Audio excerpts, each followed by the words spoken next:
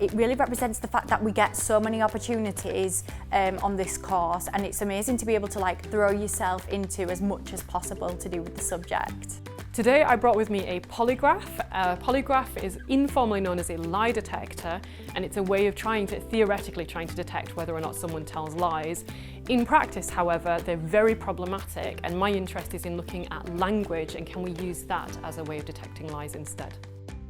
If you come to Lancaster to do linguistics, one of the things that you would very quickly realise is just how broad the subject is. Let's imagine that you wanted to do research into the expression of how we talk about pain, for instance, so that when doctors are trying to make diagnoses, they can make a more accurate diagnosis.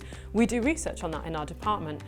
Let's imagine you're wanting to learn a second language, but perhaps you have dyslexia. We have research on that in the department. Does it affect how you learn a second language? I had a good idea of the course and the sorts of things that would be taught when I first enrolled and when I first joined, but the actual content is incredible. The sorts of things that you learn about can change your whole worldview, like linguistic relativity, when you learn about how your language impacts the world around you and how you see the world around you. It genuinely changes how you view things. We have a whole range of mechanisms in linguistics where we support students in reaching their full potential. So we have internship schemes, we've had Trinity and Sprint, where we have students who go into internships, they work with academic members of staff, and they basically have the experience of being an advanced researcher as part of a small team.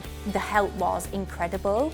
You're taught how to prepare a CV to professional standards, the sorts of things expected and looked for in cover letters, interviews, and the skills that I have been taught through the placement and the careers modules, I've applied when applying for jobs. So far, I've been successful in every application purely because I've been applying the sorts of information that we've been told in those modules.